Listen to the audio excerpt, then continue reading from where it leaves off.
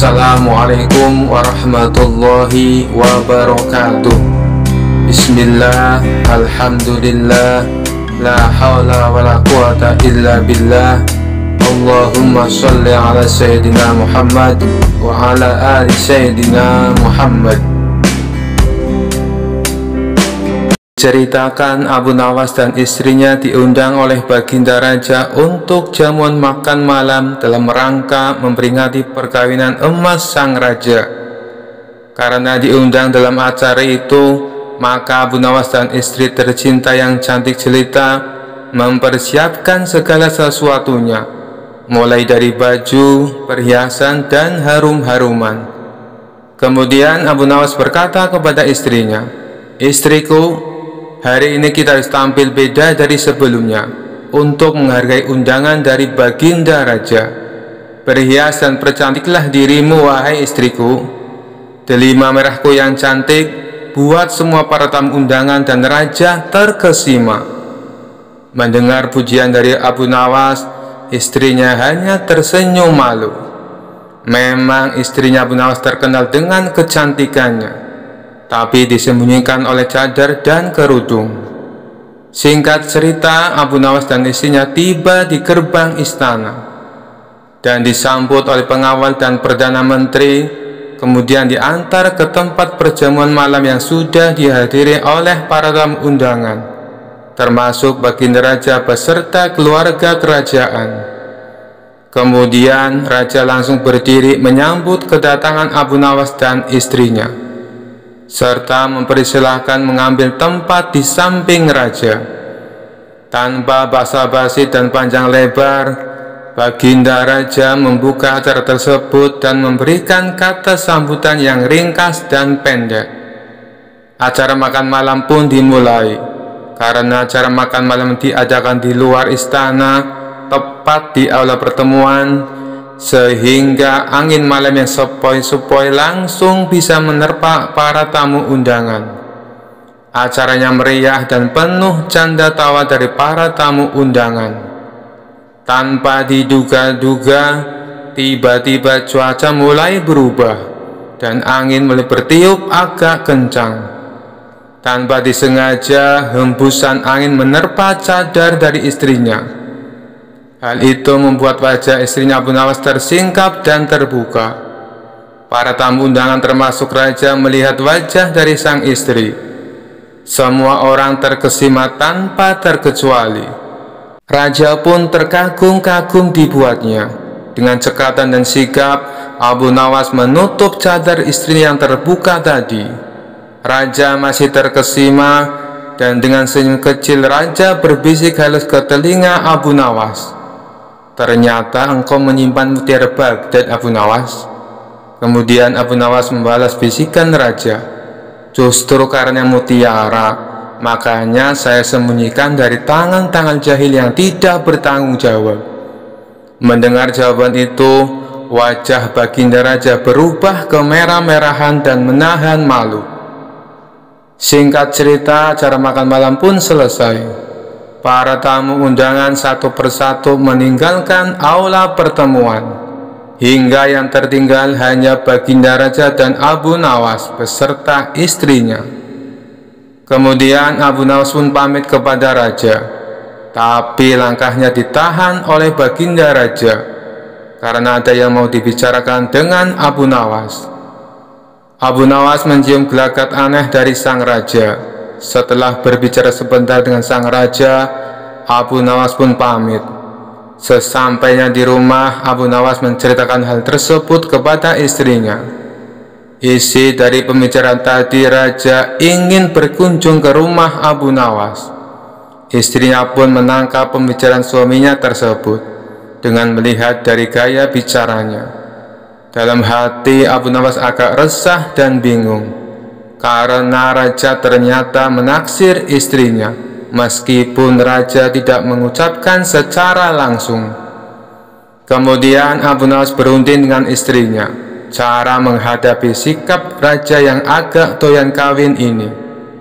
Setelah lama mencari jalan keluarnya, akhirnya Abu Nawas menemukan ide cemerlang untuk memberikan pelajaran kepada sang raja. Abu Nawas pun menceritakan idenya tersebut kepada istrinya. Singkat cerita, akhirnya hari yang dinanti pun telah tiba. Raja berkunjung ke rumah Abu Nawas ditemani beberapa pengawal dan menteri. Abu Nawas pun menyambut kedatangan raja dengan senyum-senyum. Kemudian mempersilakan duduk dan mencicipi makanan. Raja kagum dengan hidangan yang disajikan oleh Abu Nawas karena bentuk kue yang indah-indah dan cantik-cantik. Abu Nawas pun mempersilakan raja dan tamu yang lainnya untuk mencicipi kue yang telah disajikan. Raja dengan lahapnya menyantap makanan, mulai dari bentuk yang biasa sampai bentuk yang luar biasa. Siapa saja yang melihatnya pasti akan menjamah dan mencicipinya. Ketika asik-asiknya raja menikmati kue tersebut, ada yang aneh dari kue tersebut. Raja pun memanggil Abu Nawas dan bertanya, "Hai Abu Nawas, dari bahan apa engkau buat kue ini? Rasanya hampir sama semua, padahal ada banyak kue dan bentuknya pun cantik-cantik." Abu Nawas pun tersenyum. "Baginda Raja, bahan kuenya dari buah labu," sambil berbisik halus di telinga sang raja. "Intinya semua sama saja rasanya, meskipun bentuk dan rupanya berbeda-beda, tapi rasanya ya laku juga." Mendengar itu raja tersentak kaget, dan dia menyadari kekeliruan yang dibuatnya selama ini. Kisah selanjutnya. Dikisahkan Abu Nawas sering bepergian keluar kota untuk tujuan berdagang. Di kota tersebut Abu Nawas sering mampir di warung makan langganannya. Suatu ketika Abu Nawas baru saja tiba di kota itu, dan seperti biasanya mampir di warung makan langganannya itu. "Aku pesan 1 ayam dan 2 butir telur. Tapi bayaran nanti kalau dagangnya terjual habis, boleh tidak?" tanya Abu Nawas. "Silakan Abu Nawas, kamu kan langganan di warung kami." "Tentu saja boleh," jawab pemilik warung. Ketika selesai makan, ia pun pergi untuk menjual dagangannya. Setelah 3 bulan berlalu, dagangan Abu Nawas terjual habis. Kemudian Abu Nawas pergi mendatangi kembali warung makan langganannya itu. "Aku pesan makanan seperti dulu, 1 porsi ayam dan 2 butir telur," ucap Abu Nawas. Setelah Abu Nawas selesai makan, ia pun berkata, "Aku minta total tagihannya. Jangan lupa digabung dengan tagihan yang 3 bulan yang lalu," kata Abu Nawas. Si pemilik warung menghitung tagihannya dan memberikan secari kertas kepada Abu Nawas. "Ini total tagihannya, cukup 200 dirham saja," kata si pemilik warung tersebut. "Apa? 200 dirham hanya untuk 2 porsi ayam dan 4 butir telur? Kamu mau merasku?" tanya Abu Nawas emosi. "Harga ini sudah cukup murah. Coba kau pikir, ayam yang kau makan sejak 3 bulan yang lalu, jika setiap harinya dia bertelur, maka akan menghasilkan ayam-ayam yang banyak. Jika dijual akan menghasilkan ribuan dirham. Tapi aku hanya menyuruhmu membayar 200 dirham, kata si pemilik warung tersebut. "Ini tidak adil, hanya akal-akalanmu saja," kata Abu Nawas. Mereka berdebat tanpa hasil dan memutuskan menghadap ke Tuan Hakim. Ketika keduanya menemui hakim, ternyata hakim berpihak pada pemilik warung tersebut. Lalu hakim bertanya, "Apakah kalian berdua menyepakati harga sejak 3 bulan yang lalu?" tanya Tuan Hakim. "Tidak Tuan Hakim," jawab Abu Nawas. "Kalau begitu, ayam yang kamu makan kemungkinannya bisa menghasilkan ratusan ayam dan telur," tutur Tuan Hakim. "Ya, itu mungkin saja, tapi kalau ayamnya hidup, sedangkan ayam yang aku makan sudah mati dan dimasak," balas Abu Nawas. Namun pendapat Abu Nawas tidak dihiraukan oleh Tuan Hakim. karena cenderung memihak pada pemilik warung tersebut. Aku minta kasus ini ditangguhkan sampai besok pagi, karena waktu sudah menjelang sore, pinta Abu Nawas. Permintaan Abu Nawas pun dikabulkan Tuan Hakim. Seharian Abu Nawas memikirkan cara agar bisa memenangkan kasus tersebut. Pada esok harinya, berangkatlah Abu Nawas menuju rumah Tuan Hakim. Setibanya di sana, ternyata si pemilik warung sudah datang lebih awal. "Kenapa kau terlambat dan membuat mereka menunggu?" tanya Tuan Hakim. "Maaf Tuan Hakim, tadi ada tamu bisnis. Ia minta gandum untuk ditanam. Terpaksa aku harus merebusnya dahulu, dan setelah matang aku berikan kepadanya untuk ditanam. Itulah yang membuatku datang terlambat," kata Abu Nawas. Mendengar itu, Tuan Hakim dan pemilik warung menertawakan Abu Nawas. Lalu dengan nada mengejek, si pemilik warung berkata kepada Abu Nawas, "Luar biasa. Aku baru dengar ada biji gandum yang sudah direbus ditanam dan kemudian bisa tumbuh." Tuan Hakim dan pengacara tertawa terpingkal-pingkal. Setelah tawa mereka mereda, Abu Nawas kemudian berkata, "Itu memang aneh, tapi kenapa kalian tidak tertawa ketika ada ayam yang sudah dimasak dapat bertelur dan berkembang biak, lalu dipatok harga sebesar 200 dirham, kata Abu Nawas. Spontan Tuan Hakim dan pemilik warung tersebut terdiam, tak sepatah kata pun keluar dari mulut mereka. "Kenapa kalian terdiam? Apakah harus aku yang tertawa?" tanya Abu Nawas. Wajah mereka berdua langsung pucat pasi, dan setelah terdiam agak lama, Abu Nawas pun keluar, dan akhirnya Abu Nawas dapat lolos dari siasat licik si pemilik warung tersebut. Kisah selanjutnya. Cerita Abu Nawas kali ini berawal dari suatu hari Baginda Raja kedatangan sahabatnya yang merupakan raja dari negeri seberang. Sahabatnya itu mengeluhkan perilaku putranya. Sang raja negeri seberang menceritakan bahwa anaknya sangat malas dan enggan disuruh belajar. Dan yang lebih parahnya lagi, si anak bandelnya kelewat batas. Ia lebih suka melalui waktunya untuk bermain dan tidur. Setiap kali sang raja mendatangkan guru untuk mengajari si anak, malah menertawakannya, bahkan seringkali dilecehkan dan diabaikan. Hal ini membuat guru-guru yang mengajar memilih untuk berhenti. Mereka tidak mampu menghadapi sifat putra raja negeri Sebang yang nakal tersebut. Padahal sang raja berharap kelak putranya sanggup mewarisi kerajaan untuk generasi berikutnya. Kenapa tidak menitipkan saja kepada Abu Nawas? Biarkan dia mendidik anakmu dengan caranya, tutur Baginda Raja menyarankan. Abu Nawas? Siapa itu Abu Nawas? Tanya raja dari negeri seberang. Dia itu ulama sufi yang terkenal cerdik dan pandai di kota Baghdad, jawab Baginda Raja. Oh, baiklah, akan aku coba. Minggu depan aku ajak putraku kemari, balas raja negeri seberang. Beberapa minggu kemudian, dengan diantar Baginda Raja, raja negeri seberang tersebut membawa putranya ke rumah Abu Nawas. Melihat kedatangan tamu seorang raja, tentu saja membuat Abu Nawas sangat terkejut. Ampun Paduka yang mulia, ada gerangan apa tiba-tiba Paduka datang kemari? Tanya Abu Nawas. Baginda Raja lalu mengungkapkan maksud kedatangannya. Ia hendak menitipkan putra sahabatnya kepada Abu Nawas untuk diajari ilmu agama dan kedisiplinan. Wahai Abu Nawas, ajarkan anakku ilmu agama dan didiklah supaya disiplin, pinta sahabat Baginda Raja.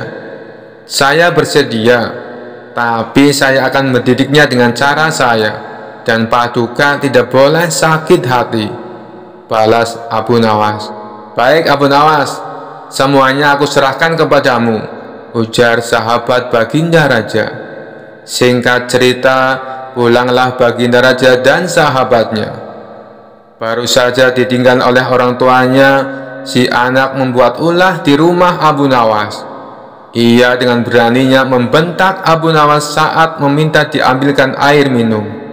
Awalnya Abu Nawas menanggapi dengan senyum. Ia selalu menuruti kemauan si anak tersebut. Hingga pada suatu hari, tiba-tiba Abu Nawas memukul si anak cukup keras, padahal tidak melakukan kesalahan apapun. Sejak saat itulah si anak menjadi takut kepada Abu Nawas. Sifatnya yang bandel dan suka malas-malasan mendadak berubah menjadi penurut serta rajin. Singkat cerita, beberapa tahun kemudian orang tuanya datang untuk menjemput sang putra mahkota. Si anak kini menjadi pribadi yang sopan. Dia juga cerdas dan cepat menguasai berbagai ilmu agama yang diajarkan Abu Nawas. Melihat perubahan pada diri anaknya, sang raja negeri seberang menjadi senang dan bahagia. Seiring berjalannya waktu, si anak yang sudah menginjak dewasa dan dinobatkan sebagai raja untuk menggantikan posisi ayahnya. Berkat kecerdasan dan kedisiplinannya, ia menjadi raja yang gagah dan berwibawa. Suatu hari dia teringat dengan Abu Nawas, sosok guru yang telah mendidiknya. Ia pun berencana untuk menemuinya. Dengan didampingi pasukan kerajaan, pemuda yang kini sudah menjadi raja itu pun berangkat menuju rumah Abu Nawas. Setibanya di sana, dia langsung disambut dengan hangat dan dipersilakan masuk oleh Abu Nawas. Setelah cukup lama berbincang-bincang, ia lalu bertanya kepada Abu Nawas, "Guru, aku mau bertanya, masih ingatkah suatu hari guru memukulku, padahal aku tidak bersalah waktu itu? Atas dasar apa guru melakukannya?" Sekian tahun lamanya ternyata sang murid masih menyimpan pertanyaan tentang kenangan pahit dari sang guru. Mendengar pertanyaan tersebut, Abu Nawas menjawab dengan senyum, "Aku sudah lama menunggu datangnya hari ini. Ketika kamu bertanya tentang pukulan itu, sekarang kamu tahu bahwa pukulan kezaliman itu membuatmu tidak bisa melupakannya begitu saja, kan? Hal itu akan terus mengganggumu setiap waktu. Maka ini adalah pelajaran untukmu di hari ketika kamu menjadi pemimpin seperti sekarang. Jangan pernah sekalipun menzalimi masyarakatmu, karena mereka tidak pernah bisa tidur dan tak akan pernah bisa lupa pahitnya kezaliman," terangnya. Setelah mendapat penjelasan dari Abu Nawas, sang raja yang baru itu merasa puas. Ia mendapat wejangan yang sangat berharga. Kisah selanjutnya. Kisah ini dimulai pada saat Baginda Raja sudah lama tidak bertemu dengan Abu Nawas. Hal tersebut membuat Baginda Raja merasa galau dengan keadaan kerajaan yang sepi dan sunyi tanpa kehadiran Abu Nawas. Baginda Raja tampaknya ingin mendengar cerita lucu Abu Nawas. Akhirnya Abu Nawas dihadirkan ke istana kerajaan. Kemudian terjadi dialog antara keduanya. Setelah sekian lama berbincang-bincang, Raja tiba-tiba saja ingin menguji kepandaian Abu Nawas. "Wahai Abu Nawas, besok pagi bawalah ibumu ke istanaku ini. Engkau akan aku beri hadiah 100 dinar, kata Baginda Raja. Mendengar titah rajanya membuat Abu Nawas sangat kaget. Bagaimana tidak, karena raja sebenarnya sudah tahu kalau ibunya telah lama meninggal dunia. Bahkan raja pun sempat ikut melayat ke rumah Abu Nawas. Akan tetapi karena iming-iming hadiah yang sangat menggiurkan itu, Abu Nawas justru menyetujui permintaan aneh dari raja tersebut. Setibanya di rumah, Abu Nawas langsung sibuk mencari seorang wanita tua yang kemudian nantinya akan dijadikan sebagai ibunya untuk dihadirkan ke istana. Setelah lama mencari, akhirnya Abu Nawas menemukan orang yang sedang diinginkan itu. Abu Nawas lalu menjelaskan maksudnya kepada perempuan tersebut. Abu Nawas berjanji akan membagi hadiah kepada wanita itu dengan adil. Tanpa berpikir panjang, perempuan itu menyetujui permintaan Abu Nawas. Keesokan harinya, pagi-pagi sekali Abu Nawas sudah sampai ke istana. Abu Nawas menuju istana sambil menggendong seorang perempuan tua. "Wahai Abu Nawas, itukah ibumu?" tanya Baginda Raja. "Benar Tuanku yang mulia, ini adalah ibuku. Beliau sudah tua dan kakinya lemah, sehingga hamba harus menggendongnya ke istana," tutur Abu Nawas. "Apakah engkau ibunya Abu Nawas? Ingat ya, kalau bohong maka akan aku hukum dirimu," tanya Baginda Raja kepada perempuan tua tersebut. Begitu mendengar ucapan rajanya, perempuan itu terlihat sangat ketakutan, sehingga perempuan itu membuat pengakuan yang sebenarnya jika semua itu adalah sandiwara Abu Nawas untuk mendapatkan hadiah dari Baginda Raja. Mendengar penjelasan dari wanita tua itu membuat Baginda Raja tertawa kegirangan. Baginda akan menghukum Abu Nawas dengan 100 kali pukulan sebagai hukumannya. "Karena engkau berjanji kepadaku akan membawa ibumu ke istana, aku juga berjanji akan memberimu hadiah 100 dirham. Namun sangat disayangkan, kali ini engkau tidak bisa memenuhi janjimu, sehingga engkau harus dihukum dengan 100 kali pukulan," kata Baginda Raja. Abu Nawas yang dari tadi hanya diam, sekarang ia dalam posisi terdesak. Ia segera memutar otaknya agar terhindar dari hukuman. Tak lama setelah itu, ia sudah menemukan cara ampuh untuk lepas dari hukuman tersebut. "Wahai Tuanku yang mulia, sebelumnya hamba sudah berjanji dengan perempuan tua itu bahwa aku akan membagikan hadiah yang akan Paduka berikan dengan sama rata. Karena sekarang hamba dihukum 100 kali pukulan, jadi yang 5 pukulan saya terima. Sedangkan yang 50 pukulan lagi, tolong diberikan kepada perempuan tua tersebut," kata Abu Nawas. Dalam hati Baginda bergumam, jangankan dipukul 50 kali, dipukul 1 kali saja perempuan tua itu tidak akan mampu berdiri. Akhirnya Baginda mengambil keputusan bahwa uang yang 50 dinar diberikan kepada perempuan tua itu. Dalam keadaan tersebut, Abu Nawas menyela rajanya. "Ampun beribu, ampun Paduka yang mulia, jika ibuku telah mendapat hadiah dari Paduka, tidak adil kiranya kalau anaknya ini dilumpuhkan begitu saja," protes Abu Nawas. "Baiklah, ini bagian untukmu," kata raja sambil memberikan 50 dinar kepada Abu Nawas. Kisah selanjutnya. Pada suatu hari di desa tempat Abu Nawas tinggal kedatangan 3 orang bijak yang ingin mendapatkan jawaban atas pertanyaan yang mendesak. Masyarakat desa kemudian mempercayai Abu Nawas untuk menghadapi serta menjawab pertanyaan 3 orang itu, sehingga mau tidak mau Abu Nawas mengiyakan permintaan masyarakat, dan terjadilah dialog antara dirinya dan ketiga orang bijak tersebut. "Di mana sebenarnya pusat bumi ini?" tanya orang bijak pertama. "Tepat di bawah telapak kaki saudara," jawab Abu Nawas. "Bagaimana cara saudara untuk memberikan hal itu?" tanya orang bijak pertama kembali.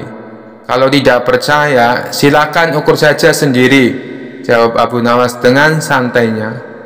Atas jawaban itu, orang bijak pertama hanya bisa diam, tidak bisa melanjutkan pertanyaannya.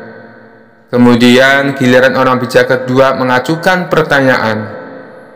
"Berapa banyak jumlah bintang yang ada di langit saudara?"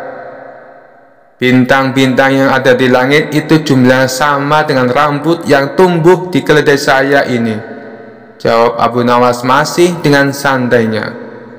"Bagaimana saudara bisa membuktikan hal tersebut?" tanya orang bijak kedua lagi. "Nah, kalau tidak percaya, hitung saja rambut yang ada di keledai itu, dan nanti saudara akan tahu kebenarannya," jawab Abu Nawas. "Itu sih jawaban ngawur. Bagaimana orang bisa menghitung bulu keledai?" tanya orang bijak kedua sedikit jengkel. Kalau saya ngawur, kenapa Anda juga mengajukan pertanyaan itu? Bagaimana orang bisa menghitung bintang di langit? Jawab Abu Nawas yang berhasil membuat si bijak kedua itu diam, tidak bisa melanjutkan pertanyaannya. Akhirnya orang bijak ketiga yang katanya paling bijak di antara mereka ini tampil di hadapan Abu Nawas dan para penonton yang hadir. Tampaknya ia sedikit terganggu oleh kecerdikan Abu Nawas. Dengan ketus bertanya, "Tampaknya saudara tahu banyak mengenai keledai. Tapi coba saudara katakan kepada saya, berapa jumlah bulu yang ada pada ekor keledai itu?" "Saya tahu jumlahnya. Jumlah bulu yang ada pada ekor keledai saya ini sama dengan jumlah rambut di janggut saudara," jawab Abu Nawas. "Bagaimana Anda bisa membuktikan hal itu?" Orang bijak ketiga mulai ketar-ketir. "Oh, kalau itu sih sangat mudah. Begini, saudara mencabut sehelai bulu dari ekor keledai saya, dan kemudian saya mencabut sehelai rambut dari janggut saudara. Nah, kalau sama, maka apa yang saya katakan itu benar. Tetapi kalau tidak, berarti saya yang keliru," jelas Abu Nawas. Orang bijak ketiga itu ternyata tidak mau menerima cara menghitung seperti itu. Mereka kemudian pamit meninggalkan desa tersebut. Kisah selanjutnya.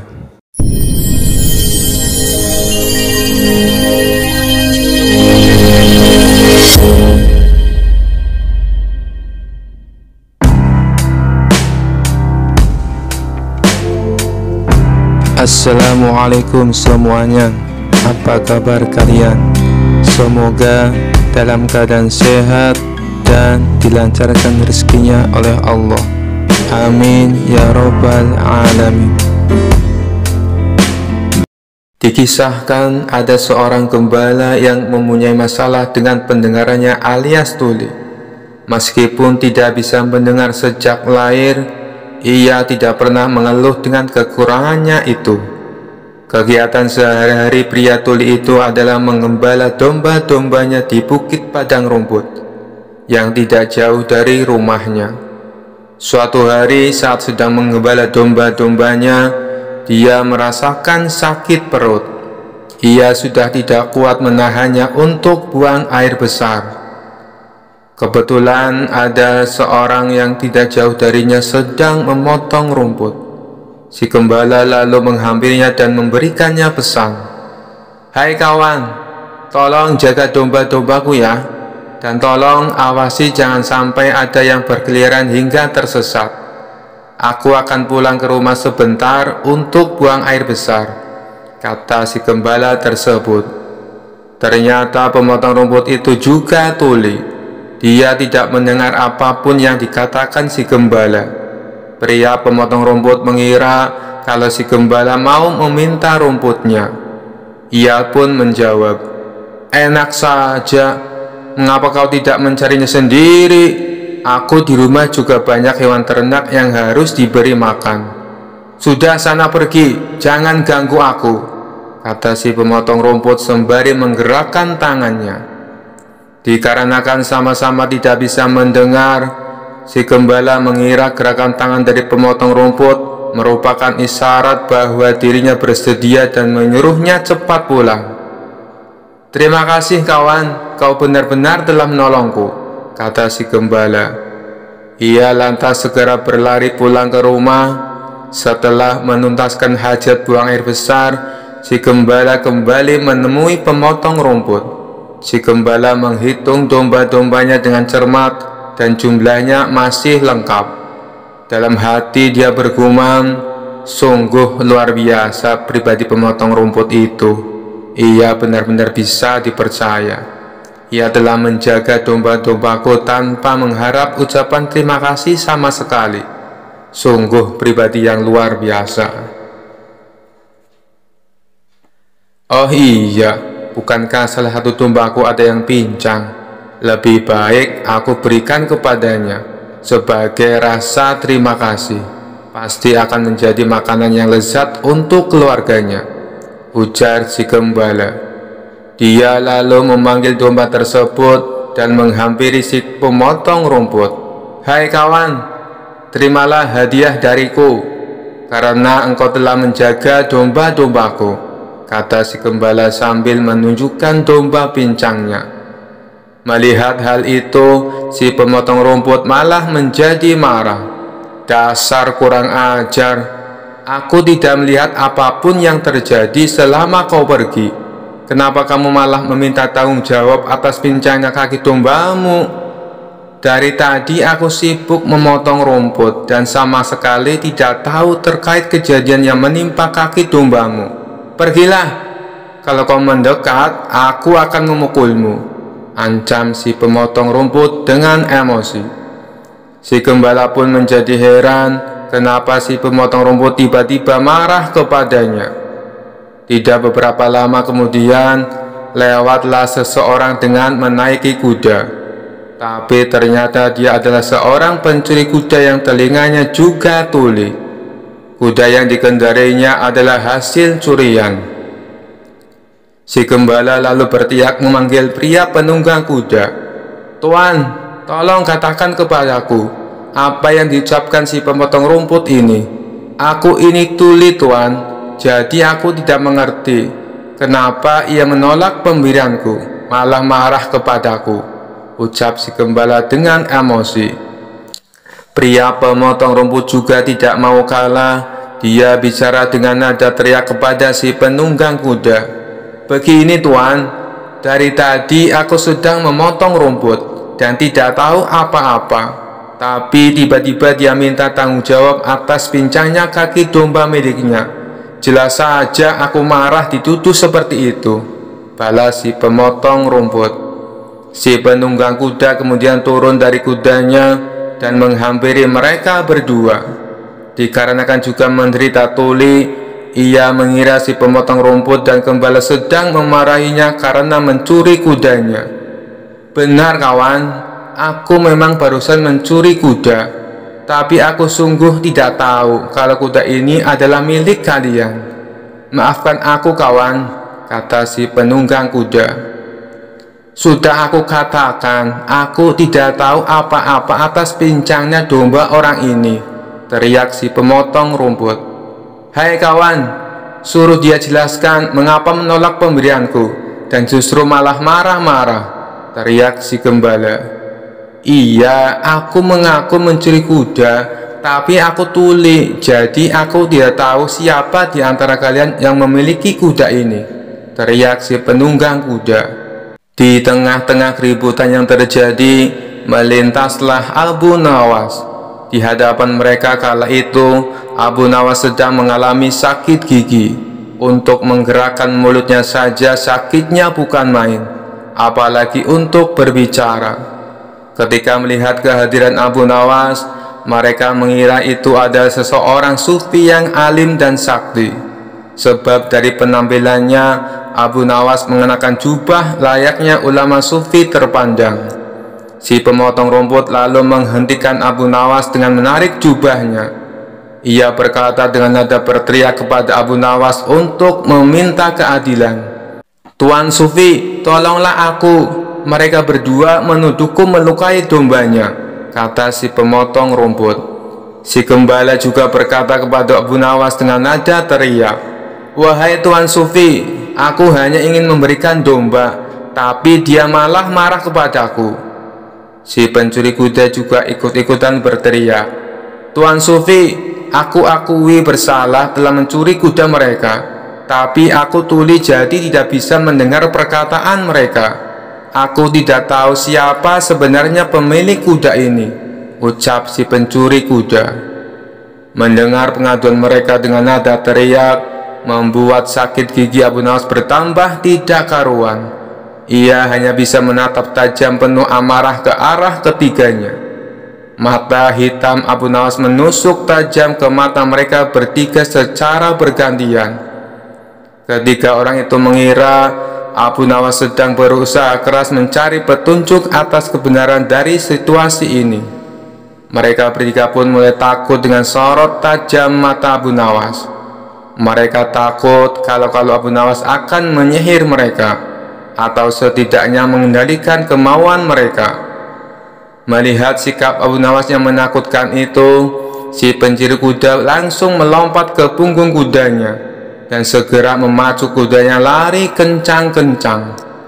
Begitu pula dengan si gembala, ia segera membawa domba-dombanya menjauh dari Abu Nawas. Sementara si pemotong rumput yang sedari tadi gemetaran segera mengemasi hasil sabitan rumputnya ke dalam karung dan mengangkatnya di bahu, lalu berlari menjauhi Abu Nawas. Setelah ketiga karung tersebut berlari karena ketakutan, Abu Nawas lalu melanjutkan perjalanannya. Ia berpikir dalam hati, kadang-kadang kata-kata tidak berfungsi apa-apa dan tidak terlalu berguna. Mungkin lebih baik orang tidak perlu banyak bicara. Sekian dulu perjumpaan kita kali ini. Sampai bertemu lagi di kisah-kisah selanjutnya. Terima kasih yang sudah subscribe dan setia menonton channel ini. Wassalamualaikum warahmatullahi wabarakatuh.